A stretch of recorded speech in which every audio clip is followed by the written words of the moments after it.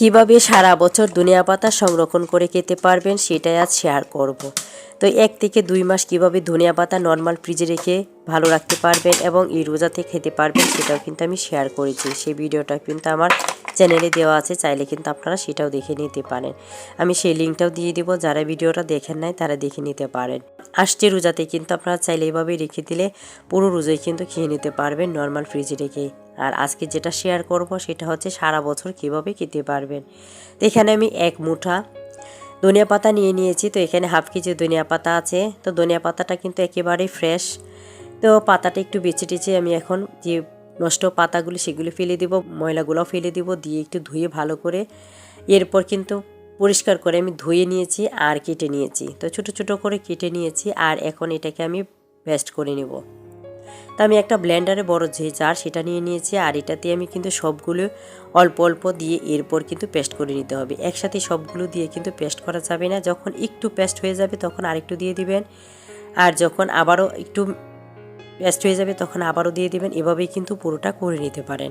তো আমি এখানে 1 গ্লাস পানি ব্যবহার করেছি পুরোটা পেস্ট করার জন্য। অল্প পানি দিয়ে পেস্ট করে নিয়েছি যাতে করে পেস্টটা আমার ঘন হয়। এখন আমি এগুলিকে আইসক্রিমে ভরে রেখে দেব।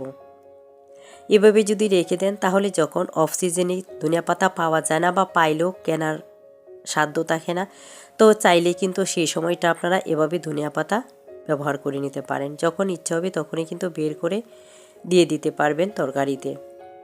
এই আইসক্রিমের বক্সগুলো আমি আলাদা কিনে নিয়ে নিয়েছি। তো ফ্রিজে তো 1টা বা 2টা থাকে, সেগুলো কিন্তু যথেষ্ট না, তাই কিন্তু আমি এখানে 3টা কিনে নিয়ে নিয়েছি। আর ফ্রিজেরটা তো আছেই, তো সবগুলো মিলিয়ে কিন্তু এখন আমি রেখে দিব। তো চাইলে কিন্তু আপনারা এভাবে না কিনেও কিন্তু করে রাখতে পারেন, একটা বক্সে একসাথে রেখে দিতে পারেন। এরকম আইসক্রিমে রাখতে হবে সেটা কিন্তু বড় কথা না, বড় কথা হচ্ছে আমরা সংরক্ষণ কীভাবে করব। চাইলে কিন্তু ছোটো ছোটো কাপেও রাখতে পারেন, বা আমরা যে কেক বানাই কেকের যে মোড়গুলো সেগুলোতেও কিন্তু ছোটো ছোটো কিউব করে রেখে দিতে পারেন।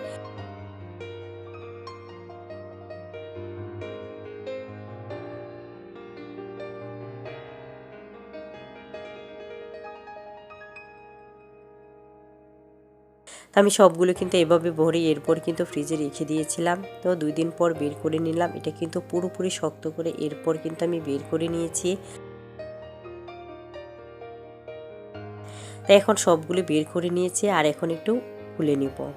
তো এভাবে কিন্তু চাইলে আপনারা সারা বছরের জন্য রেখে দিতে পারেন। আশা করি কারো না কারো কিছুটা হলে উপকার হবে। তো অফ সিজনে যখন ধনিয়া পাতা পাওয়া যায় না, কিন্তু আমাদের একান্তই ইচ্ছা করে ধনিয়া পাতা ব্যবহার করার জন্য, তো সেই সময় কিন্তু চাইলে আপনারা এরকম একটা কিউব ব্যবহার করে দিতে পারেন। এরকম করে রেখে দিলে একটা একটা করে কিউব বা 2টা করে কিউব কিন্তু আপনারা ব্যবহার করে নিতে পারেন। তো এখন আমি একটা বক্সে রেখে দিব, যেহেতু সামনে রোজা, ফ্রিজে কিন্তু এত পর্যাপ্ত পরিমাণে জায়গা নেই, তাই আমি একটা বক্সে সবগুলো রেখে দেব। চাইলে আপনারা কিন্তু এটা আলাদা আলাদা বক্সেও রাখতে পারেন বা জিপলক ব্যাগেও রাখতে পারেন, বা কিন্তু পলি ব্যাগেও রাখা যাবে। যার যেভাবে সুবিধা হয়, যেভাবে ফ্রিজে জায়গা হয় সেভাবেই রেখে দিবেন। যারা এখন আমার চ্যানেলটা সাবস্ক্রাইব করে নেয়, চ্যানেলটা সাবস্ক্রাইব করে পাশেই থেকে যেতে পারেন। পাশে থাকা বেল আইকনটা প্রেস করে রাখবেন, এতে করে প্রথম নোটিফিকেশনটা আপনার কাছেই চলে যাবে। ভিডিওটা যদি ভালো লাগে ফ্রেন্ড ও ফ্যামিলির সাথে শেয়ার করে দিবেন। বেশি ভালো লাগলে একটা লাইক দিতে ভুলবেন না। এখন সবগুলি আমি বক্সে ঢুকিয়ে নিয়েছি। তো চাইলে কিন্তু আপনারা এভাবে রেখে দিতে পারেন, আর যখন ইচ্ছা হবে তখনই কিন্তু বের করে খেয়ে নিতে পারেন। ভালো থাকবেন, দেখা হবে অন্য কোনো ভিডিওতে। সে পর্যন্ত আল্লাহ হাফেজ।